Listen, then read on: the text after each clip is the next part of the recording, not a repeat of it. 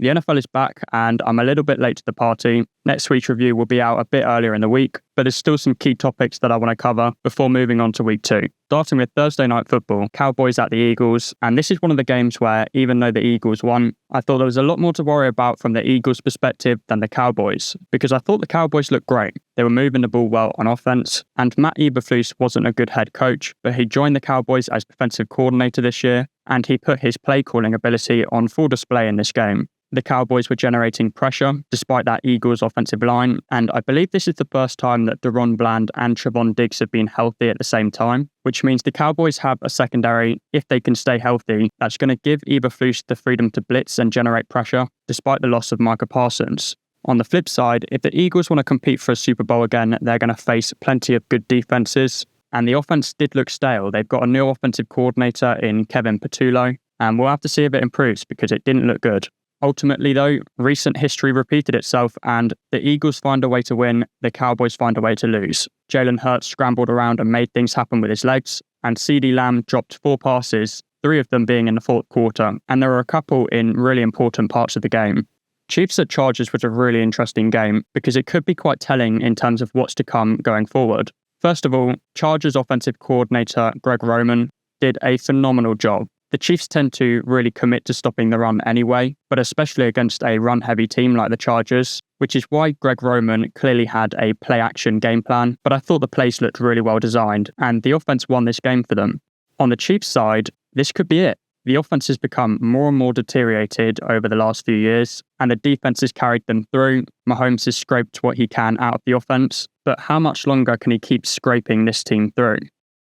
Dolphins at Colts. I don't think anyone should be shocked on either side of the ball here. The Colts are a good team. They won 8 games last year with Anthony Richardson, albeit in a pretty weak division, but they have a lot of good on their team and, most importantly for Daniel Jones, a good offensive line. And Daniel Jones, when protected, I think is a good quarterback.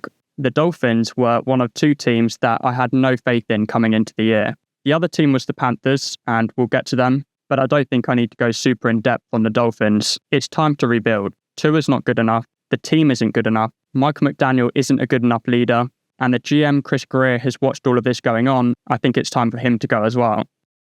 So Aaron Rodgers returned to New York and got revenge on his former team, but this is another one of those games where I'm feeling more optimistic about the losing team than the winning team, because these 2 teams are in very different phases. The Jets are rebuilding, and for a rebuilding team, that was a pretty convincing performance. A lot of good things on display. Although giving up 34 points on defense isn't ideal, offensively they looked really good. Not only did they run the ball really well, but Justin Fields, a guy who I've got very little faith in, couldn't have looked much better than he did. Now on the Steelers side, they're about as win now as you can get. To bring in Aaron Rodgers at his age and make all the moves they did in the offseason, the only goal can be to compete for a Super Bowl, and winning 34-32 against the Jets hasn't exactly convinced me that this is a Super Bowl contender. The offense isn't going to score 34 points every week. The defense was the side, if anything, that's going to give them a chance of being really competitive. The Jaguars beat the Panthers, and things look good on the Jags side, but I didn't take much away from it because this Panthers team, as I mentioned, was a team that I just don't have any faith in. And there's multiple reasons for that, but the bottom line is Bryce Young is too small. That may come across as ignorant or pessimistic. He's too small. Even Kyler Murray, who I'm not particularly convinced by either, at least he has that athletic ability and the arm talent to make some things happen. With Bryce Young's physical limitations, it's like everything needs to be perfect, but even when it's perfect, it's nothing amazing. Speak of the devil, Kyler Murray beat out Spencer Rattler, and main takeaways from this game, it looks like Cardinals running back James Conner could be starting to pass the torch to Trey Benson. Benson was the much more efficient running back on the day. For the Saints, it was pretty uninspiring. I don't think there was a lot going on offense anyway, but I would like to see them give Tyler Shuck a chance, because I don't hate Spencer Rattler, but I don't think he's the answer. Tyler Shuck could be, and having drafted him in the 2nd round, I was right behind them doing that, but that's because I thought Tyler Shuck was a pro-ready quarterback. He is a guy who can come in as a rookie and do some good things, so yeah, I would like to see him get an opportunity. My Washington Commanders beating the Giants with a dominant performance that pretty much confirms them as Super Bowl favourites going forward. Let's see. This was a good performance with guys like 7th round pick Bill Krosky-Merritt flashing what he could do in this offense, and new addition Deebo Samuel really showing his worth as well. The defense looked good, but on the Giants side, this isn't particularly surprising. I think they've built a really promising defense, but offensively, it's Malik Neighbors, and that's pretty much it. It'll be interesting to see how quickly they make the switch to rookie Jackson Dart, who I'm a big fan of, although I'm not sure him going into this Giants offense is a particularly fair opportunity. Now, Bucs going on the road to beat the Falcons. I thought Penix looked okay from what I saw, but the offense overall was pretty uninspiring. The most interesting things from this game was Emeka Egbuka having a big game, certainly not someone I was keen on coming out of the draft, but someone who I was keen on was Jacob Parrish, cornerback, who went in the 3rd round. He looks like he could be a really solid nickel for the Bucs. The Bengals went on the road to beat Cleveland 17-16. You have to start to wonder where the Bengals are going. They still just seem to be a team with a lot more flash than substance. But my main takeaway from this game is, where would the Browns be if they didn't keep kicking themselves in the teeth? I obviously don't have a chance to watch every single player from every single game, but according to PFF's grading system, Carson Schwarzenegger, my number 1 linebacker, drafted by the Browns this year, he had a 90.0 grade. It also looked like Mason Graham did okay. Another guy I really liked was tight end Harold Fannin Jr. He had 63 yards for the Browns. So they did a lot of good things in this draft. And in many ways, they were already pretty well set up as a team. But you just have to think there's a bad vibe. Spending all that money on Deshaun Watson, throwing away picks on Kenny Pickett, Shedeur Sanders and Dillon Gabriel, just a complete lack of planning. And chances are none of those quarterbacks could become anything for the Browns. Raiders v Patriots was actually a really interesting game for me, because I think both teams have a lot of good things going on. I need to have a proper look at Drake May's film from this game to really know if there's any real improvement in terms of how he's processing the field. But both of these teams, although they're rebuilding, could be sneaky competitive this year, with the leadership of Mike Vrabel on the Patriots side and Pete Carroll on the Raiders side. And Geno Smith was throwing some lasers. I'm really keen on Geno Smith. I think he does a lot of good things, but he did of course throw his mandatory interception. The Niners beat the Seahawks in a pretty messy game. Can't say I'm particularly optimistic about either team this year, and I think they're both going to have similar issues this year in terms of just not having the weapons. This was another messy game where the Broncos beat the Titans, having just released a pretty critical video of Cam Ward. Not that I think he doesn't do some good things, but just raising some concerns. It would be easy for me to give you the I told you so speech, but that's not this game. I do think there were some things he could have done better, but it wasn't a fair opportunity. Which leads me to my main point on this game, which is the Broncos defense. I actually made a video about the Broncos in the offseason and spoke about why I was so excited about this defense, and it really was dominant. The concerning thing, which I also did point out just quietly, is that Bo Nix played well last year, but I still think he's limited in terms of his processing, and as they try to expand the offense, I feel as though he's going to start making some mistakes, which he did make a couple of in this game. This was a fairly significant game between the Packers and the Lions, because it raises some concerns for the Lions that I think everyone had, which is that they've lost their coordinators on both sides of the ball, Aaron Glenn and Ben Johnson, and it didn't look great on either side. Pretty promising, however, for the Packers. I'm still going to throw the challenge flag on the Super Bowl contender thing. I know everyone's excited about the addition of Micah Parsons, and he had a real impact on this game. As an overall team, though, I'm still not convinced that they're quite there.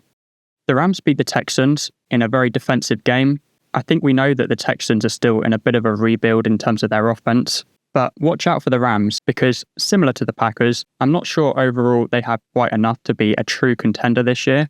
But if you hadn't already realised, Matthew Stafford is still an excellent quarterback, and although they're going to have some ups and downs this year, come playoff time, I think he's very capable of making some things happen. Game of the week, and I don't think it's hyperbolic to say this could be game of the year, was the Bills beating the Ravens 41-40 in a pretty shocking comeback. The Ravens to me feel like the most complete team this year. Offensively, they were just absolutely dominant, and they were looking pretty good on paper defensively. But Josh Allen, we might be looking at Dan Marino, and I don't mean stylistically, but just a guy who is so clearly, for anyone watching, one of the greatest quarterbacks of all time. And I understand that winning is all anyone really cares about, but I think with Josh Allen, we shouldn't be so critical when he doesn't win the AFC Championship game. We should be praising the fact that he even got there, because this Bills team, if you take Josh Allen out, is not a good team. I don't know if it would be the worst team in the league, but it seriously might not be that far off. The defense is okay, but just pretty mediocre. The offensive line is, again, kind of okay, but sort of middle of the road. And Keon Coleman, Khalil Shakir, and Joshua Palmer is one of the flattest wide receiver trios in the league. And I'm not trying to be disrespectful. I think they're all okay receivers, but not one of them is a number one receiver. In fact, I think you could argue that not one of them on a lot of teams is a number two receiver. So I just don't think Super Bowl is a fair parameter in terms of measuring Josh Allen's success. And then the Monday night game was probably the most disappointing for me, only because I was watching with a bit of a bias. It's not because it wasn't a good game, but Caleb Williams let me down. I'm a big supporter of his, but there were some bad throws. There was some bad processing. And to be clear, this is concerning. Now, with that in mind, I'm kind of looking at this as Caleb's rookie season. Last year was such a disaster for a multitude of reasons, but he didn't have a fair opportunity either to perform last season or to develop, which is why this game is not so much for me, draw the curtains, it's over. I still think he does some good things, not just in terms of the flash, but stepping up in a pocket and making good reads. I think he does more of that than he gets credit for. I think Ben Johnson is the perfect coach to help him develop. The important question for me is, does he have the emotional maturity? Because a lot of the things that go around about him don't really bother me. Things like painting his nails or the way he dresses, I'm not going to do it myself. But until he starts wearing a pink berry costume, I'm not exactly sure why people care how he dresses. However, it felt like the pressure got to him in this game. So I'm not writing him off. I've still got a feeling he's going to come through. But reason for concern, I'm certainly not denying that. And I think it looks worse when he's facing JJ McCarthy, drafted in the same year, had his injury last season. So you can also kind of look at him as a rookie. He threw an interception in this game, which is an absolute classic for a rookie quarterback, throwing to the sideline and getting undercut. But for all the reasons you could criticize Caleb Williams, you can't criticize JJ McCarthy, because the mental stability he showed in this game was seriously impressive. To bounce back after that interception and go on to lead the Vikings to a win, I think the Vikings have got their quarterback. If you did enjoy the content, please consider liking and subscribing. It would be very much appreciated, and I'll see you next time.